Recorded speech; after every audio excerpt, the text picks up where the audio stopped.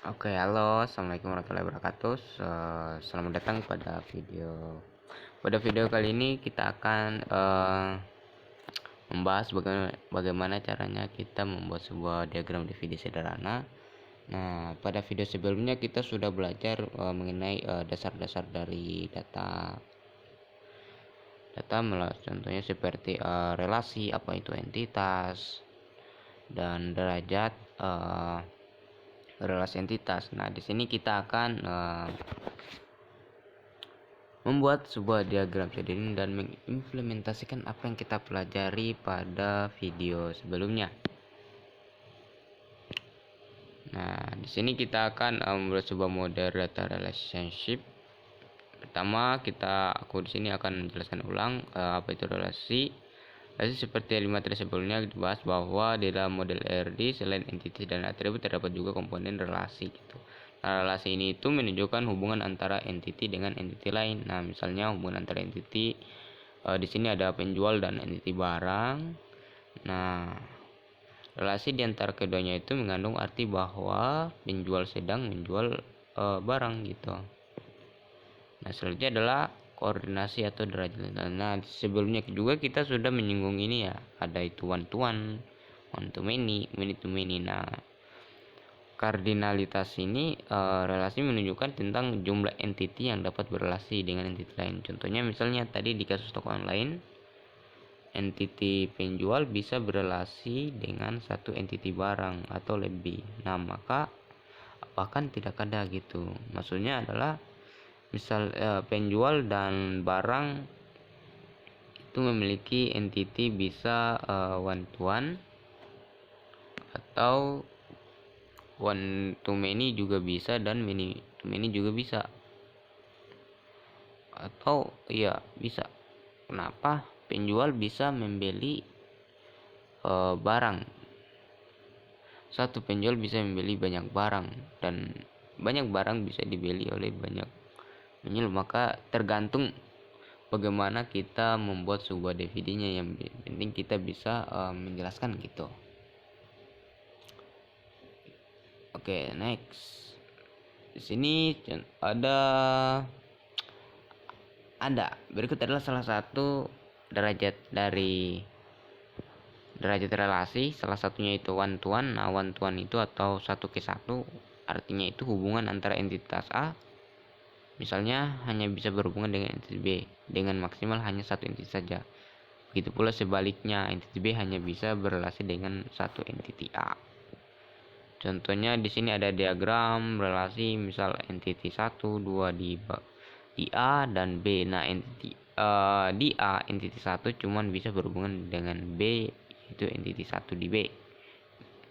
Dan begitu juga dengan si B, entitas satunya itu cuman berrelasi satu dengan A di dalam entitas satunya juga. Nah, selanjutnya adalah one to many. Nah, atau satu ke banyak. Ini artinya hubungan antara entity A misalnya bisa berhubungan dengan banyak entity B, tetapi tidak sebaliknya, entity B hanya bisa berrelasi dengan satu entity A. Nah, berikut adalah contoh diagramnya. Di A, entity satu itu bisa berrelasi dengan dua entity di B, sedangkan di B dua entity bisa berrelasi dengan satu entity A. Selanjutnya adalah many to many. Many to one. Nah, ini artinya hubungan antara A misalnya hanya bisa berhubungan dengan satu B, tetapi bisa berrelasi di banyak A, kebalikan dari yang sebelumnya. Ya, begini seharusnya mudah. Oke. Selanjutnya adalah many to many. Nah, many to many artinya hubungan antara entity A bisa berhubungan dengan banyak entity B. Begitu juga sebaliknya, entity B bisa berrelasi ke banyak entity A juga. Nah, berikut adalah contoh diagram many to many. Di A, entity 1 bisa berrelasi dengan banyak entity di B, dan begitu juga sebaliknya, di entity B juga bisa berrelasi banyak di entity A. Selanjutnya adalah kita akan melanjutkan membuat sebuah RD. Yaitu di sini contoh kasusnya itu kita ambil ada toko online, misalnya kita membuat sebuah toko online jadi dalam membuat TRD itu kita perlu menentukan ruang lingkupnya agar tidak terlalu luas gitu. Misalnya di sini kita mengambil contoh di ruang lingkup toko online. Sebelumnya kan kita sudah membuat entity dan atribut ya. Selanjutnya kita itu membuat relationship-nya, menentukan relationship. Nah setelah kita selesai membuat entity dan atribut, selanjutnya gitu kita perlu menentukan relasi antar entity. Nah sama seperti sebelumnya, menentukan relasi juga harus sesuai dengan ruang lingkup yang sedang kita buat. Nah pada kasus ruang lingkup toko online, misalnya kita akan membuat relasi dari pembeli ke barang dengan relasi pembeli. Nah relationship dari penjual ke barang juga dengan relasi penjual. Nah berikut adalah diagram relationship. Nah di sini yang kotak itu maksudnya adalah entitas, sedangkan yang bentuknya itu apa ini, oval, itu namanya atribut. Kalau yang bulat ketupat ini dia adalah simbol relasi.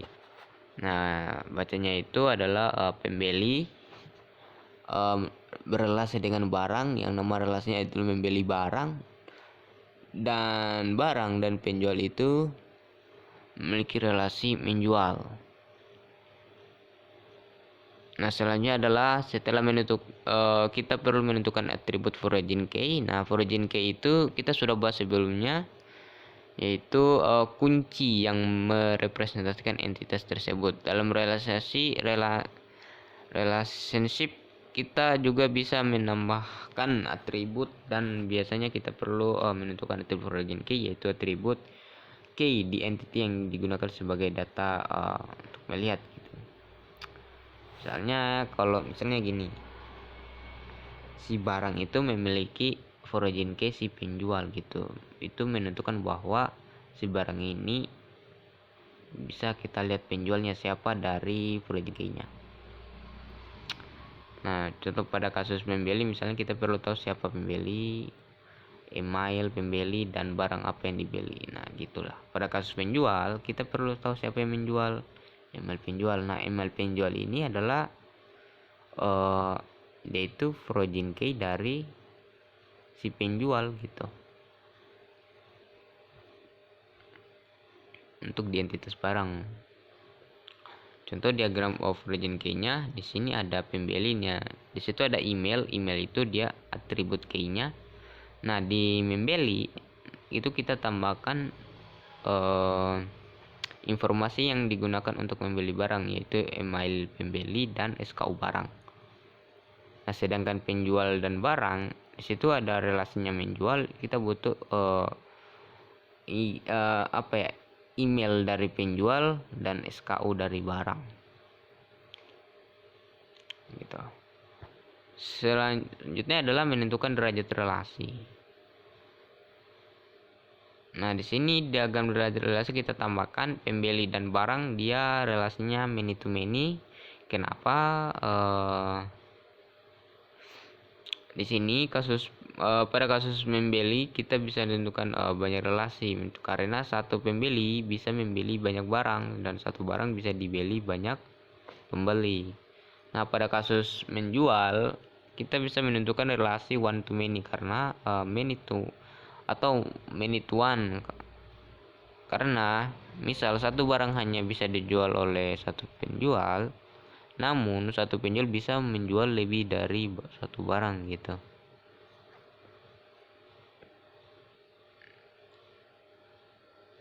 Melengkapi atribut tambahan. Nah atribut tambahan itu bukan hanya entity yang bisa memiliki atribut, tapi relasi juga bisa memiliki atribut yang memang perlu. Sebelumnya kita sudah menambahkan atribut misalnya foreign key.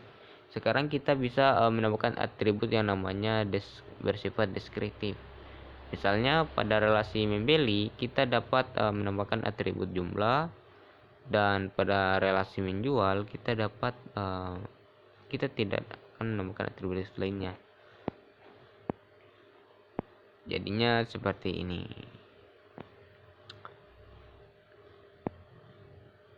Jadi kita menambahkan atribut deskriptif namanya jumlah, Atau juga kita bisa menambahkan lain seperti tanggal kita membeli barang gitu.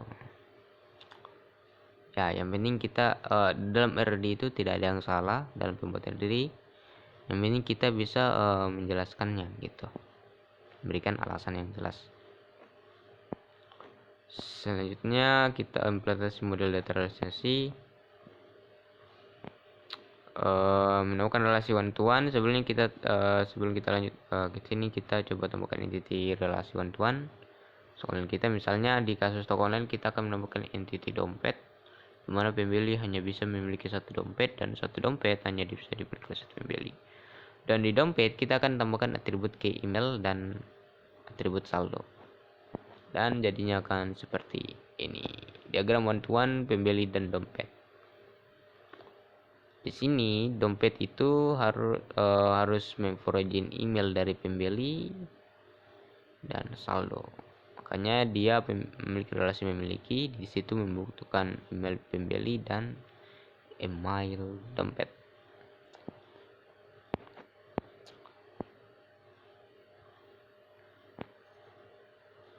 Pada kasus relasi one to one terdapat ada dua cara. Jika pada kasus setiap entity dipastikan menggunakan atribut key dengan nilai yang sama, maka kita bisa gunakan atribut key di tiap entity sebagai acuan untuk saling berrelasi.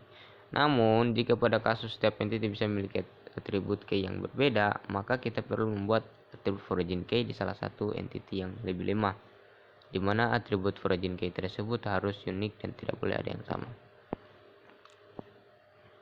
Itu adalah implementasi one to one. Di sini adalah pembeli dan milik dompet, maka tabelnya itu tabel pembeli. Di situ ada email sebagai key, nama, alamat, dan di saldo dompet di situ kita tambahkan email dan saldo email itu adalah key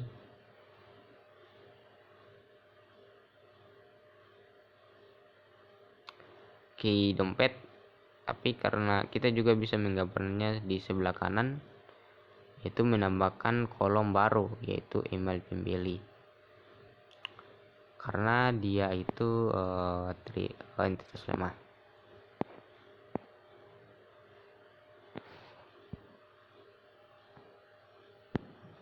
Implementasi one to many atau many to one. Nah, pada kasus relasi one to many, implementasi tergantung pada relasi yang jika kasus relasinya terdapat atribut deskriptif, maka diperlukan tabel baru sebagai implementasi dari relasi sensitifnya. Namun, pada kasus relasinya itu tidak memiliki atribut deskriptif, maka tidak perlu tabel baru. Kita hanya perlu menambahkan atribut origin key di entity yang bersifat many. Nah, di sini pada relasi barang dan penjual, di situ memiliki relasi many to one, maka di barang itu dia many ya. Di situ kita bisa tambahkan kolom baru yaitu origin key dari email penjual, dan pada penjual kita tinggal membuat tabelnya seperti biasa.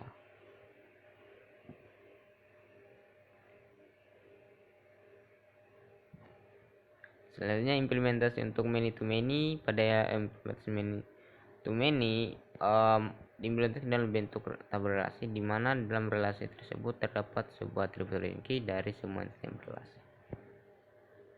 Nah, di sini di implementasi many to many itu relasinya itu kita tambahkan buat tabel baru, yaitu di mana kolomnya itu dia memforwardin si email penjual dan SKU barang. Nah, yang bersifat many, jangan lupa di barang kita tambahkan kolom origin key email penjual. Oke, terima kasih. Sekian dari video presentasi dari saya. Terima kasih sudah menonton. Oke, saya tutup. Assalamualaikum warahmatullahi wabarakatuh dan selamat belajar.